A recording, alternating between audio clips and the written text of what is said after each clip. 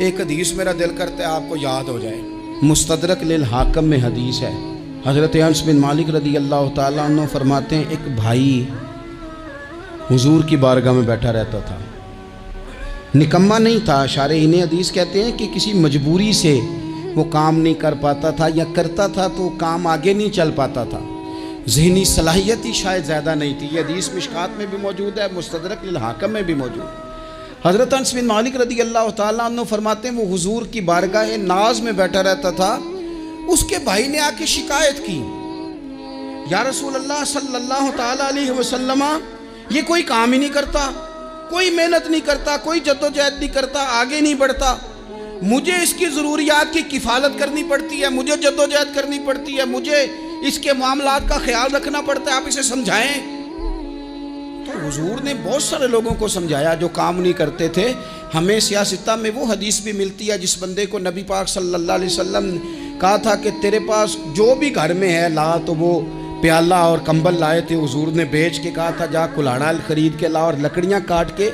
تو بیچ کے اپنا اور اپنے گھر والوں کا پیٹ پال۔ یہ ساری باتیں اپنی جگہ پر یہاں نبی پاک نے ایک روحانی مسئلے کا حل بھی بتایا۔ اللہ کے محبوب علیہ السلام سے عرض کی حضور یہ یہیں بیٹھا رہتا ہے اور سارے ہی کام مجھے کرنے پڑتے ہیں۔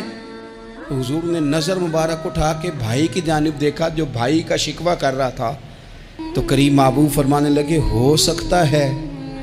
یہ جملے میرے محبوب کے، ان کو کہیں لکھنا، ان کی مٹھاس دیکھو، ان کا حسن دیکھو، اور بھائیوں کی محبت کے بیچ جو رسول پاک پیوند لگا رہے ہیں اور جوڑ رہے ہیں، اور جس انداز میں بھائی کو بھائی سے ملا رہے ہیں، اس لہجے کے حسن کی مٹھاس کو بھی ذرا چکھ کے دیکھو۔ حضور فرمانے لگے ہو سکتا ہے رب تمہیں جو رزق دے رہا ہے وہ اسی بھائی کی وجہ سے دے رہا ہے۔ بھائی پائیاں دے ویری ہوندے تے بھائی ہی پائیاں دیاں باواں، او بھائی ہو سکتا ہے اس کی وجہ سے تجھے مل رہا ہو، اس کی وجہ سے۔ وہ دروازے نہ بند کریں جن دروازوں کی برکت سے روزی آتی ہے، کبھی بھی وہ کام نہ کریں جن کاموں کی اگر آپ کو کل تک برکت تھی، کل تک کام ٹھیک چل رہا تھا، کل تک نظام بہتر تھا، اور آج آپ کو محسوس ہوتا ہے کہ کہیں کمزوری آ گئی ہے، کہیں حالات اس طرح کے نہیں رہے، تو پھر آپ غور کریں کہیں ایسا تو نہیں کسی غریب کا آپ کے گھر سے رزق جاتا تھا اور آپ نے بند کر دیا، کسی کی مدد ہوتی تھی آپ نے بند کر دی، کسی کے ساتھ شفقت ہوتی تھی آپ نے بند کر دی، کوئی شخص آپ کی وجہ سے تسلی میں تھا اور پھر آپ نے اسے تکلیف میں ڈال دیا۔